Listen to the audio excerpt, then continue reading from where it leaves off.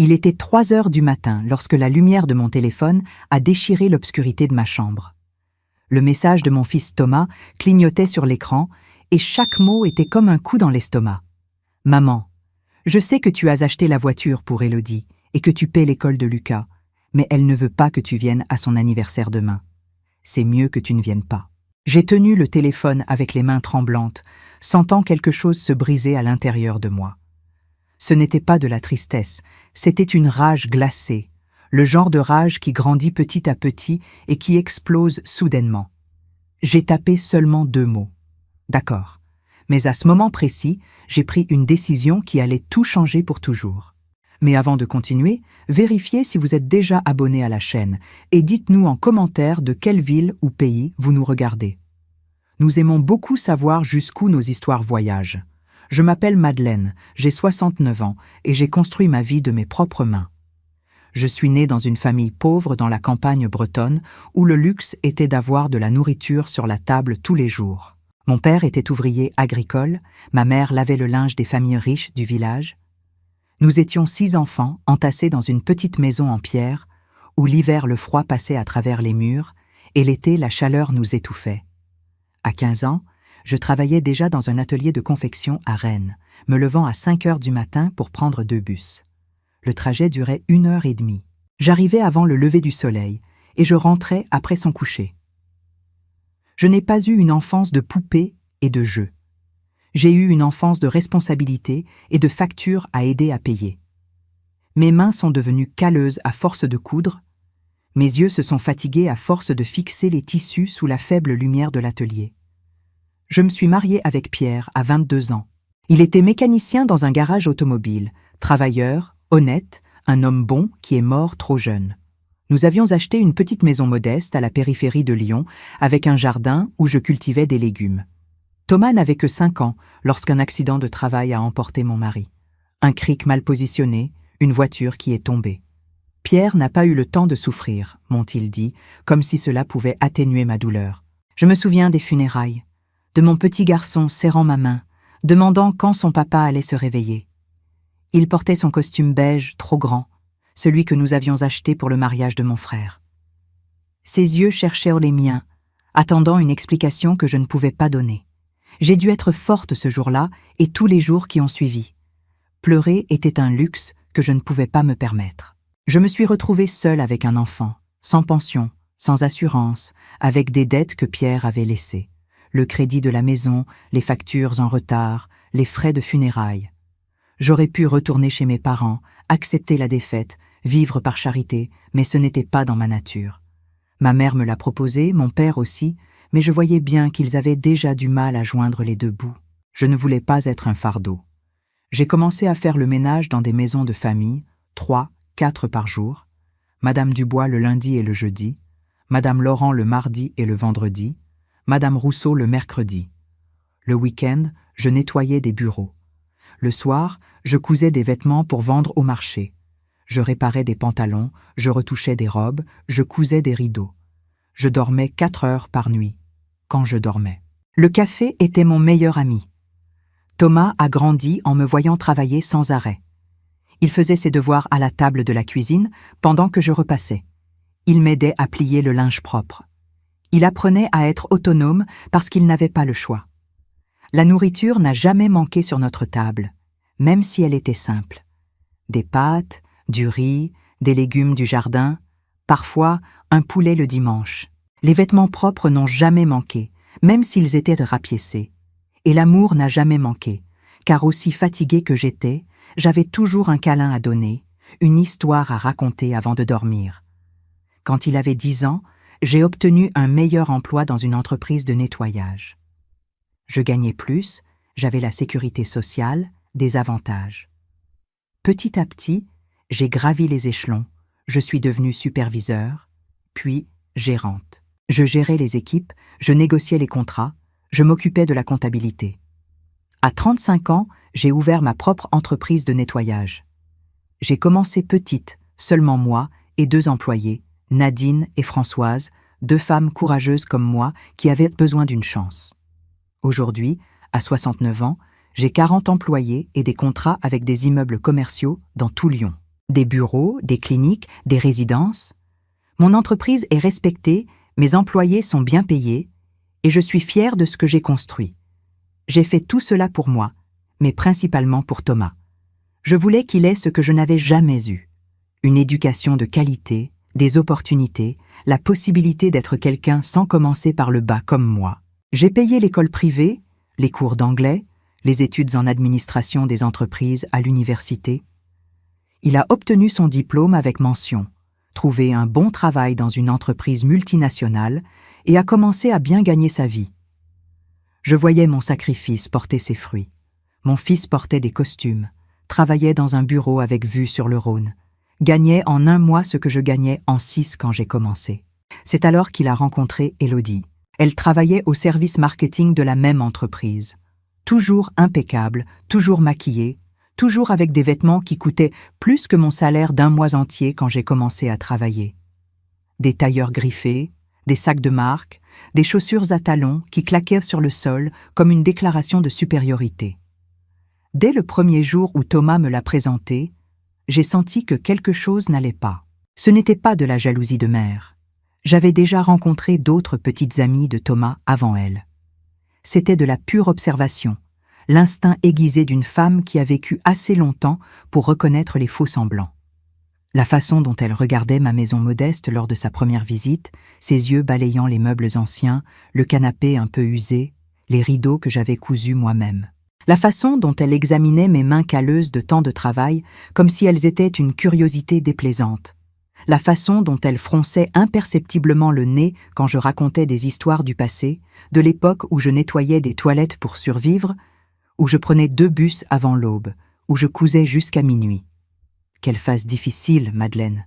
disait-elle avec ce ton de fausse pitié qui me glaçait le sang. « Heureusement que c'est derrière toi, comme si mon passé était quelque chose de honteux, comme si je devais avoir honte d'avoir lutté, d'avoir survécu, d'avoir triomphé. » Mais Thomas était amoureux, ou du moins cela le semblait.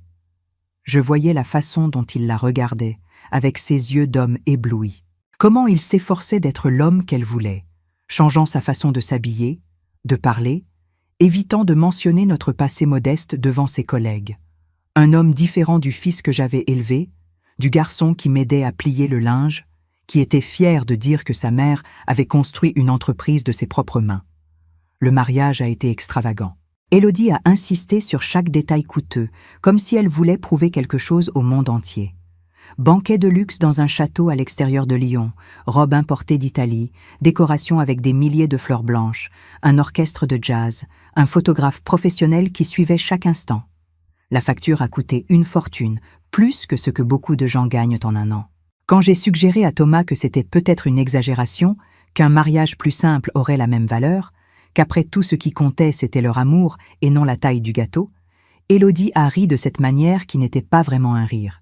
C'était un rire froid, calculé, destiné à me remettre à ma place. « Madeleine, je sais que tu viens d'un milieu différent, mais Thomas mérite une belle fête. Tu ne voudrais pas que les gens pensent qu'il n'a pas les moyens, n'est-ce pas ? Comme si mon fils devait avoir honte de ses origines. Comme si le fait d'avoir été élevé par une mère qui se battait était une tâche à effacer. J'ai payé une partie de la fête, 10 000 € que j'avais économisés péniblement. Non pas parce que j'étais d'accord avec cette extravagance, mais parce que c'était mon fils. Et les mères font ces choses. Non. Elles avalent leur fierté, ouvrent leur portefeuille, acceptent d'être diminuées, font n'importe quoi pour voir leurs enfants heureux, même quand leur bonheur se fait au prix de notre dignité. Quand Lucas est né 2 ans plus tard, j'ai pensé que les choses changeraient. Un petit-fils a ce pouvoir de transformer les gens, de rappeler ce qui compte vraiment dans la vie. J'imaginais pouvoir être une grand-mère présente, garder Lucas les week-ends, lui apprendre à faire des gâteaux, lui raconter des histoires, lui transmettre les valeurs que j'avais inculquées à son père. Mais Élodie avait d'autres plans. Elle a commencé doucement avec des excuses qui semblaient raisonnables au début. Madeleine, le pédiatre a dit d'éviter trop de visites les premiers mois. Le bébé a besoin de calme, de routine, son système immunitaire est encore fragile. Ensuite, ce serait mieux que tu préviennes avant de venir, au moins 2 jours à l'avance. Nous ne voulons pas perturber l'horaire de Lucas, tu comprends ? Il a ses siestes, ses repas à heure fixe. Et puis, pourrais-tu ne pas lui faire de bisous directement sur le visage? Les microbes, tu sais? Et si tu pouvais te laver les mains en arrivant? Utiliser le gel hydroalcoolique dans l'entrée. Et ne le prends pas trop dans tes bras, il doit apprendre à être indépendant. Chaque visite était accompagnée d'une nouvelle règle, d'une nouvelle restriction. Des visites programmées pour voir mon propre petit-fils comme si j'étais une étrangère. Une connaissance lointaine qu'on tolérait par politesse. 15 heures le samedi, pas avant, pas après. 1 heure maximum pour ne pas fatiguer Lucas. Toujours sous surveillance, Élodie toujours présente, contrôlant chaque mot, chaque geste, chaque interaction.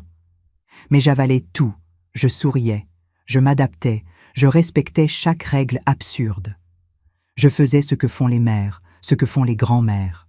Elles se plient, elles se courbent, elles acceptent des miettes d'attention pour ne pas être taxées de belle-mère intrusive, de grand-mère envahissante. Pour ne pas donner raison aux plaintes d'Élodie, pour ne pas risquer de perdre complètement le peu de contact que j'avais encore avec mon fils et mon petit-fils, pour ne pas être exclue, même si être incluse dans ces conditions était une forme d'humiliation quotidienne. Il y a 8 mois, ils sont venus me demander de l'aide. Ils avaient besoin d'une nouvelle voiture parce que la leur était vieille.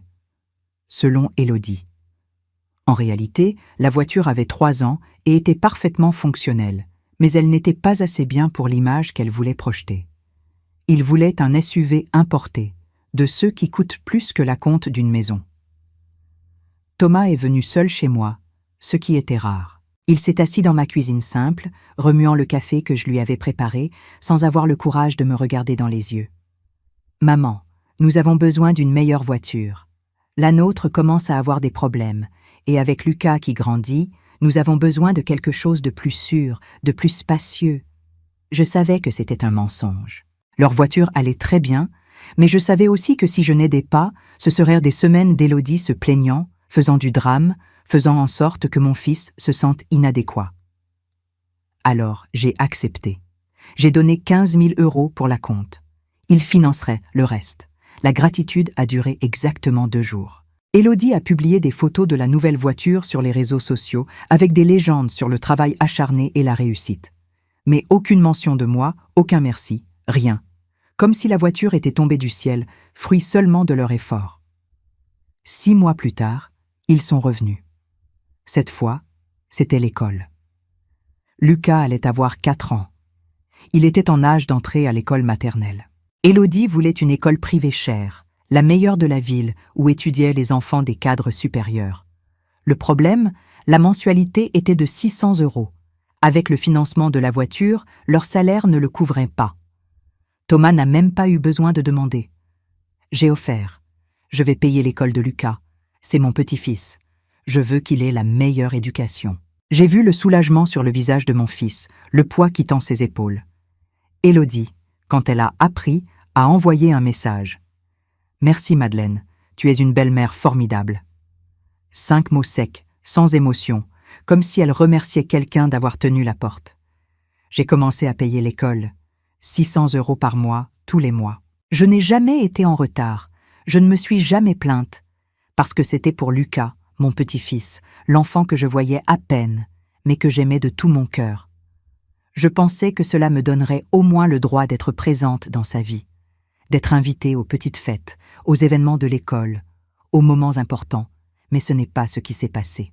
Les visites ont continué à être rares, toujours contrôlées, toujours à heure fixe. Lucas m'appelait grand-mère Madeleine avec cette formalité, comme si j'étais une visiteuse, pas de la famille. Élodie était toujours à proximité, supervisant chaque mot, chaque interaction comme si j'allais faire quelque chose de mal. Et puis ce message est arrivé à l'aube. L'anniversaire de 5 ans de Lucas devait avoir lieu le lendemain. Une grande fête qu'Élodie avait planifiée pendant des mois. Je le savais parce que je voyais ses publications sur les réseaux sociaux, des photos de la décoration en train d'être montée, du gâteau de 3 étages en préparation, des amuse-gueules gastronomiques commandées. J'ai attendu l'invitation. Tous les jours, j'attendais que Thomas m'appelle ou qu'Élodie m'envoie un message avec les détails, mais rien n'est arrivé. Jusqu'à ce qu'à 3 heures du matin, incapable de dormir à cause de l'anxiété, mon fils envoie ce message qui m'a déchiré le cœur en 2. « Maman, je sais que tu as acheté la voiture pour Élodie et que tu paies l'école de Lucas, mais elle ne veut pas que tu viennes à son anniversaire demain. C'est mieux que tu ne viennes pas. » J'ai lu et relu ces mots une dizaine de fois, comme si relire allait changer le sens. Mais cela n'a pas changé. Mon fils me disait de ne pas aller à l'anniversaire de mon propre petit-fils. La femme que j'entretenais, qui conduisait la voiture que j'avais payée, dont le fils étudiait dans l'école que je finançais, ne me voulait pas près d'elle. J'ai senti la rage monter, chaude et suffocante. Ce n'était pas seulement l'exclusion de la fête, c'était tout. Tous les affronts avalés. Toutes les fois où je me suis sentie petite, invisible, jetable.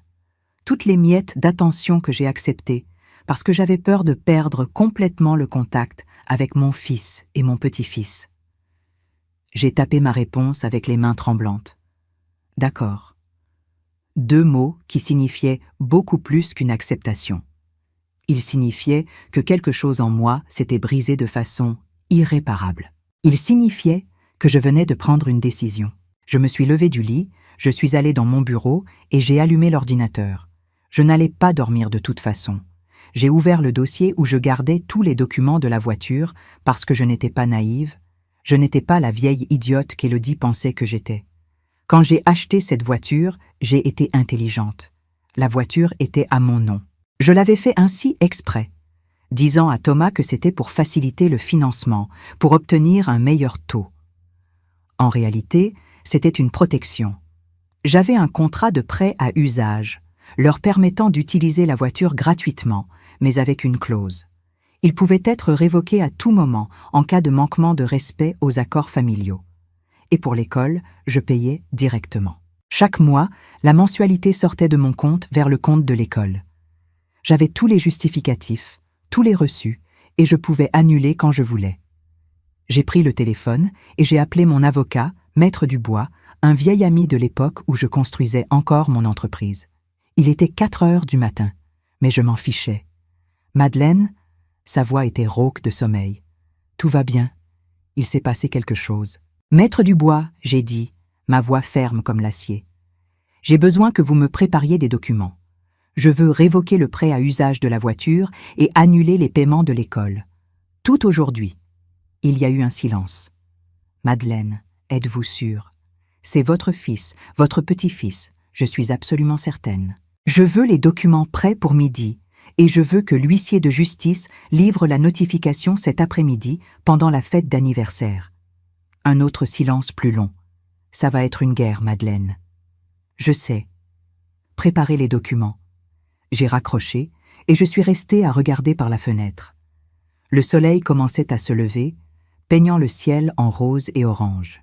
Quelque part dans cette ville, mon fils et sa femme dormaient tranquillement, sans savoir ce qui était sur le point de leur tomber dessus. Ils m'avaient exclu de la fête de mon petit-fils. Ils allaient découvrir que l'exclusion a des conséquences. À midi, Maître Dubois m'a appelé. C'est fait. L'huissier ira là-bas à 15 heures. J'ai regardé l'horloge. La fête commençait à 14 heures. Parfait. Merci, Maître Dubois. Madeleine, êtes-vous absolument sûre? Parce qu'une fois que cela commence, je suis sûre. Je me suis habillée avec soin. Je n'irai pas à la fête, mais j'avais d'autres plans. J'ai choisi des vêtements élégants, discrets, j'ai relevé mes cheveux, j'ai mis du rouge à lèvres. J'ai regardé mon reflet dans le miroir. J'ai vu une femme de 69 ans qui avait travaillé toute sa vie. Des rides sur le visage, des mains calleuses, mais une posture droite, un regard ferme. Une femme qui avait construit un empire depuis zéro, qui avait élevé un fils seul, qui avait toujours mis tout le monde avant elle-même. Une femme qui finalement avait dit assez. J'ai pris mon sac et je suis allée dans le quartier où vivait Thomas. C'était une résidence sécurisée de classe moyenne supérieure, sûre, arborée, le genre d'endroit où Élodie avait toujours voulu vivre. Je me suis garée dans la rue d'où j'avais vu sur l'entrée de l'immeuble. Il était 14h15. J'ai commencé à voir les invités arriver. Des couples avec des enfants bien habillés, portant de grands cadeaux, de belles voitures s'arrêtant devant. Tout très organisé, très joli, très parfait. Plus d'invités sont arrivés. J'ai remarqué que je ne connaissais personne, aucun ami d'enfance de Thomas, aucun cousin, aucun parent, seulement le cercle social d'Élodie, des gens qui mesuraient la valeur par les vêtements qu'ils portaient. À 14h40, l'huissier de justice est arrivé. Un homme d'âge moyen, costume anthracite, porte-documents en cuir. Il a vérifié l'adresse sur les papiers et est entré dans l'immeuble. Mon cœur s'est accéléré. Ce n'était pas de la peur ou du regret, c'était de l'anticipation. C'était la sensation de finalement faire quelque chose pour moi-même, de finalement me défendre. J'ai imaginé la scène là-haut. La fête pleine de monde, de la musique, des enfants jouant, Lucas habillé en super-héros ou quelque chose comme ça, étant le centre d'attention.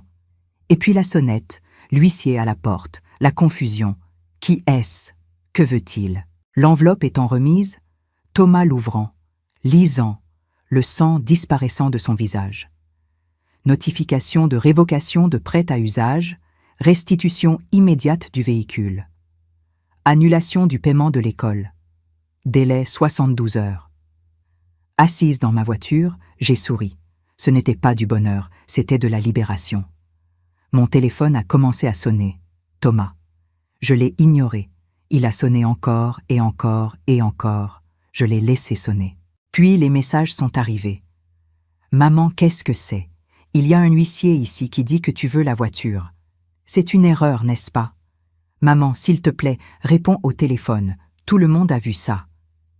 Élodie est désespérée.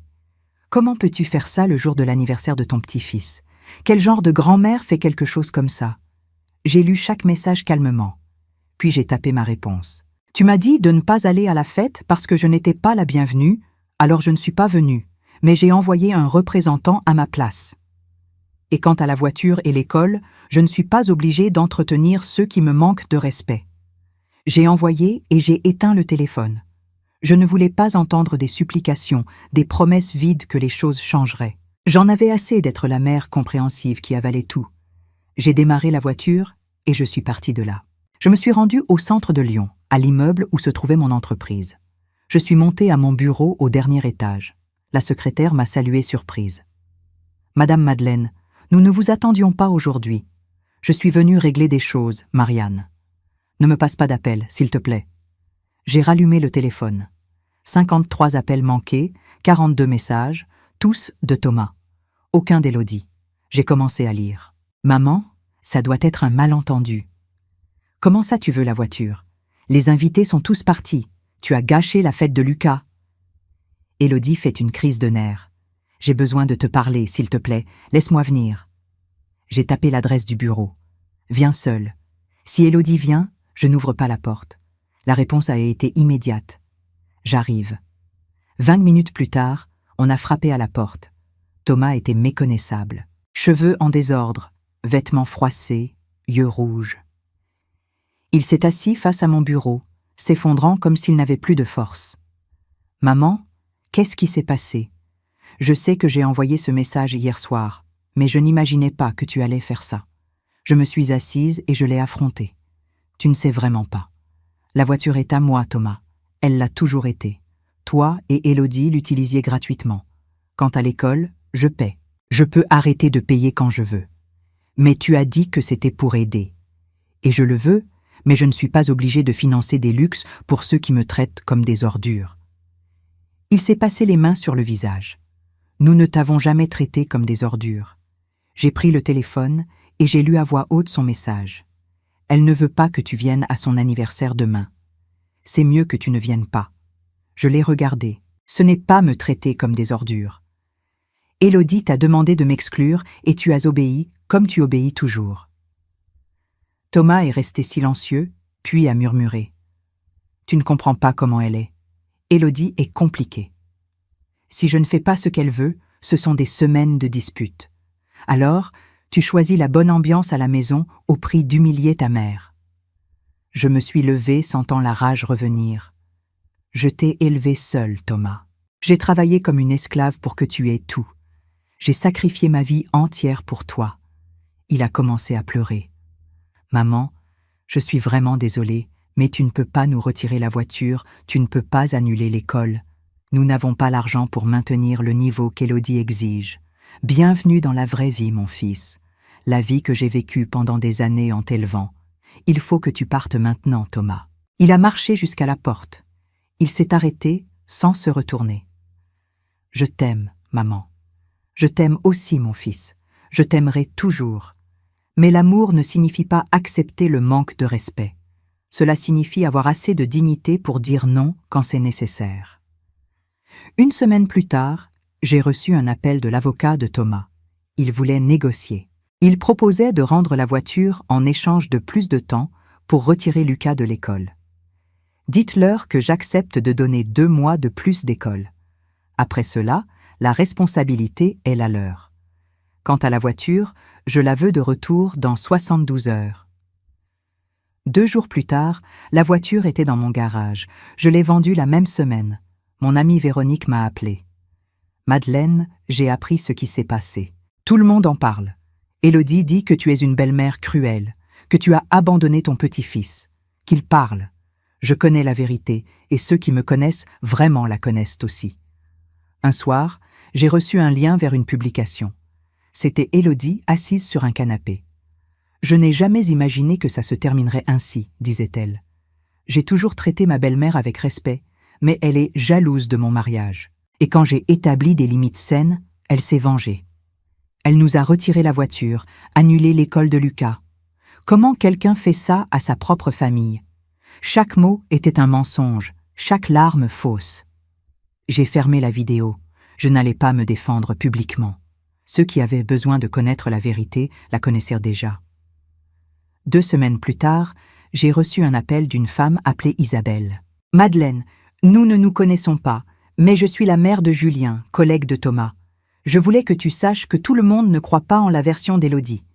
Julien travaille dans le même service que ton fils. Il sait comment est Élodie. Tout le monde au bureau le sait. Elle vit en se vantant de comment elle manipule la belle-mère riche, de comment elle obtient tout ce qu'elle veut de toi. Et quand ton fils n'est pas dans les parages, elle flirte avec d'autres hommes. C'est pourquoi Julien a toujours eu pitié de Thomas. 1 mois après avoir annulé les paiements de l'école, Thomas est apparu chez moi un samedi matin. Il était différent, plus maigre, des cernes profondes. Je peux entrer. J'ai hésité puis je me suis écartée. Il est entré et est resté debout dans le salon, regardant autour comme s'il voyait cet endroit pour la première fois. « Lucas demande après toi », a-t-il dit. Thomas s'est assis gardant la distance. « Parce que tu avais raison, surtout. » Élodie, finalement j'ai vu qui elle est vraiment. Après que tu as retiré la voiture, tout a changé. Elle a passé des semaines à me blâmer. Quand j'ai dit que je n'allais pas te faire revenir en arrière, elle a explosé. Elle a dit qu'elle ne s'était mariée avec moi que parce qu'elle pensait que tu étais plus riche, que j'étais faible, manipulable, qu'elle ne m'a jamais vraiment aimée. Thomas, j'ai été un idiot, maman. Tu as essayé de m'avertir et je n'ai pas voulu voir. Maintenant je dors sur le canapé, nous nous parlons à peine. Lucas sent la tension et moi, je ne sais pas quoi faire. Thomas, je te pardonne. Mais pardonner ne signifie pas que les choses redeviennent comme avant. Je sais et je ne veux pas ça. J'ai changé Lucas à une bonne école publique. Nous utilisons les transports en commun. Nous avons réduit les dépenses et nous survivons. Lucas est même plus heureux.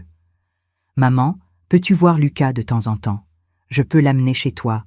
Juste toi, lui et moi. Il a besoin de toi. Et moi aussi. Oui, tu peux l'amener quand tu veux.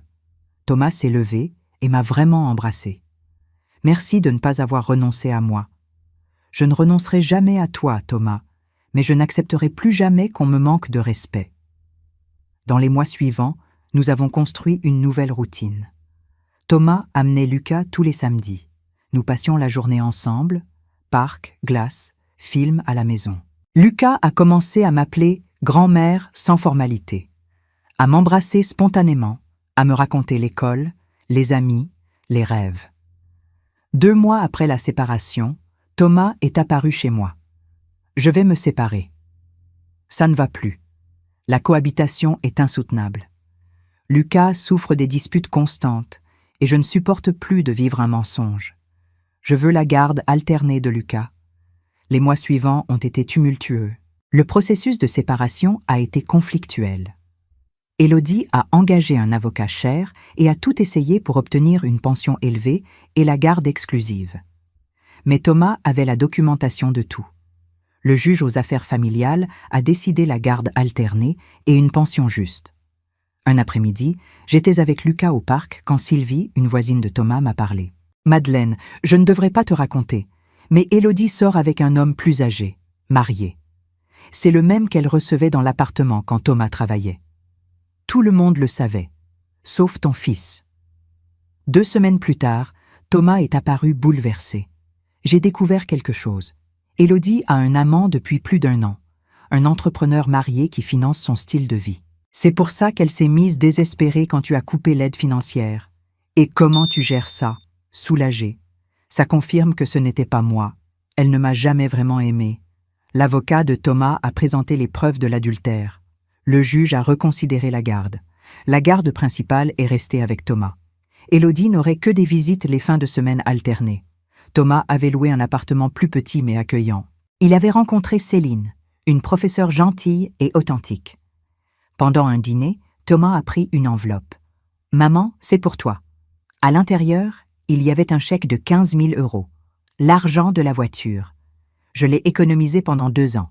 Je veux te le rendre. D'accord, j'accepte, mais à une condition. Je vais créer un fonds de bourse d'études pour les enfants défavorisés au nom de ton père, Pierre. Thomas s'est levé et m'a embrassé en pleurant. Il serait fier, maman. 2 ans plus tard, lors de l'anniversaire des 8 ans de Lucas, il a demandé « Grand-mère, je veux faire ma fête chez toi, avec le gâteau au chocolat que tu fais, avec mes amis qui courent dans le jardin. » C'est ça le vrai bonheur. La fête a été exactement comme il l'avait demandé. 15 enfants dans le jardin, gâteau fait avec amour, amuse-gueule maison, jus naturel. Juste de la joie authentique. À la fin, Lucas est venu m'embrasser. « Merci grand-mère. C'était la meilleure fête de toutes. Quand je serai grand, je veux être comme toi, forte, courageuse. » Je l'ai serré fort, les larmes coulant. 4 ans après, Élodie est venue chercher Lucas. Nos regards se sont croisés. Pour la première fois, je n'ai pas vu d'arrogance. « Je voulais m'excuser, » a-t-elle dit, « pour la façon dont je t'ai traité. »« Pourquoi maintenant ?»« Parce que je suis allée en thérapie. J'ai tout perdu et j'ai dû affronter qui j'étais. Je te pardonne, Élodie, non pas parce que tu le mérites, mais parce que je mérite la paix. » 5 ans après ce message à l'aube, mon entreprise a fêté ses 30 ans. J'ai parlé de parcours, de nouveaux départs, de résilience. Véronique m'a conseillé de prendre ma retraite. Tu as du temps avec Lucas, tu as tes projets sociaux, tu as la paix. Elle avait raison. J'ai préparé ma succession. Quelques mois plus tard, un magazine national voulait faire un reportage. Le reportage est sorti avec le titre « La grand-mère qui a dit non ». La répercussion a été immense. J'ai reçu des centaines de messages de femmes. Le fonds de bourse que j'avais créé au nom de Pierre avait déjà aidé 15 enfants. Aujourd'hui, à mes 74 ans, je peux dire que je suis en paix. Ce message à l'aube m'a détruite, mais il m'a aussi reconstruite plus forte. J'ai appris qu'il n'est jamais trop tard pour s'imposer, que le respect s'exige, que la vraie famille se construit sur l'amour authentique. J'ai appris que j'avais de la valeur, non pas pour ce que je pouvais donner, mais simplement pour exister, pour être qui j'étais. Cette paix, cette dignité retrouvée, vaut plus que n'importe quel luxe. Parce qu'au final, la plus grande richesse est le respect pour nous-mêmes. C'est regarder dans le miroir et voir quelqu'un de valeur, quelqu'un qui ne se plie pas devant le manque de respect. Et je le mérite, nous le méritons tous. Si cette histoire a touché votre cœur, répondez ici dans les commentaires. À ma place, qu'auriez-vous fait? N'oubliez pas de regarder la prochaine vidéo qui apparaît sur votre écran. Elle apporte un rebondissement surprenant et émouvant qui vous captivera du début à la fin.